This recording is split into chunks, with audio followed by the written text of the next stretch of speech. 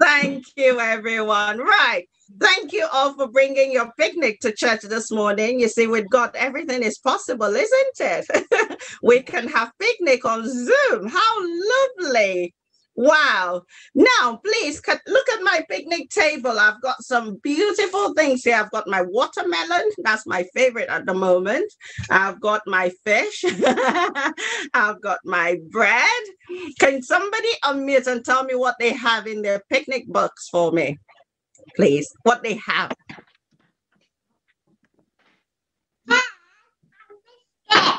What do you have, Carmen? You've got biscuit! Yay! What else do we have?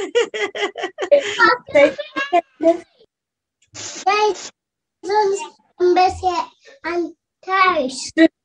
Oh, wow. That's beautiful, Edith. Thank you. That's Mummy.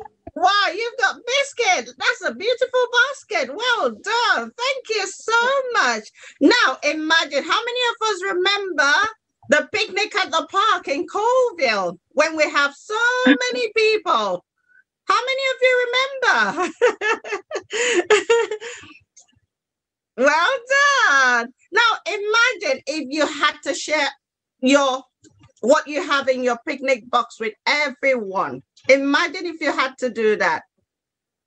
What would you do? Would you be worried that it won't go around? Would you be able to share? I can see some people are already eating their picnic. That's lovely.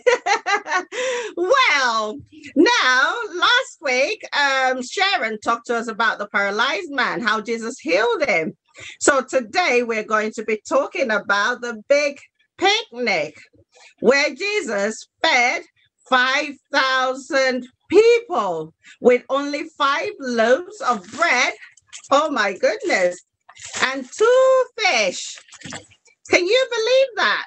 Well, we're happy that we have a God that, Jesus was full of miracles and he was doing all these miracles so that people could trust him more. I'm going to read us the story so that we'll understand what happened, right? I'm sure many of you are familiar with the story, but just sit back, listen, enjoy your picnic while you're listening to me, okay? And I'm going to ask a question afterwards. So listen very carefully, okay? Now, Jesus had finished teaching. Everyone was hungry. Send them away to buy food, his disciples said. But Jesus wanted to show the people that they could trust God. Why don't you feed them? Jesus asked. It would take a year's wages to buy bread for them all, his disciples cried. How much food do you have? Asked Jesus. There is a boy here, said Andrew, who has 5 loaves of bread and 2 little fish. Jesus smiled. Perfect. Tell the people to sit down on the grass. So the people sat down all over the mountainside. Jesus thanked God for the bread and the fish. Then he broke them into pieces for his disciples to hand them out. Jesus' disciples passed out bread and fish to the whole crowd. There were 5,000 men and lots of women and children too. Can you imagine that? Can you believe it? Everyone ate as much as they wanted. Remember, with only 5 loaves of bread and 2 fish, but they had more than enough to eat. Afterwards, the disciples gathered up the leftovers. There were 12 baskets full from just 5 loaves and 2 fish. The people knew they could trust God to care for them. Wow, how amazing is that?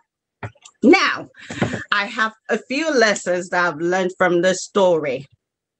My lesson number 1 is to trust God at all times. In all our worries, We should never judge our problems in the light of our resources, in the light of the things we only have. There is nothing that is too hard for God. There is nothing that is too big for God. God wants us not to worry. And this is in Matthew 6, verse 25 to 34. When you're feeling worried about, say, school, or anxious about people being unkind to us, about you not being good enough, about getting sick, about an exam that maybe you've read and you still don't understand, about anything at all. Now, remember to remind yourself that God does not want me to worry. You can put your hand on your chest and say, God does not want me to worry. I can trust him at all times. His grace is sufficient. Now, lesson number 2, always be ready to be used by God. Now, remember the little boy, he had his 5 loaves and 2 fish. He could have kept it to himself, but no, he allowed himself to be seen. He allowed God to multiply, to make it, to make the 5 loaves more than enough for 5,000 people. God, we are always an answer to someone else's prayer. Always remember that. Always remember that. Now, my last lesson. God is always calling us. Will you be there when he calls you? He's always calling us. We need to always be ready to accept his invitation. And that's by living like him, by being Christ-like, by reading our Bible, by saying kind things to our friends, to our family. God is always there. Now, my question, how many of you can remember how many breads God, the little boy, had? Tell me. Unmute and tell me. Shout it out. Carmen? I can't hear you. 5. Well done. And how many fish did the little boy have? The Strattons? 2. Well done. Thank you so much, children. Now we're going to listen to a song. It says, my God is so big. He is great and mighty. There's nothing he cannot do. Now sing this song to yourself so that whenever you feel worried, you know that your God, our God, is really, really big and is always there for us.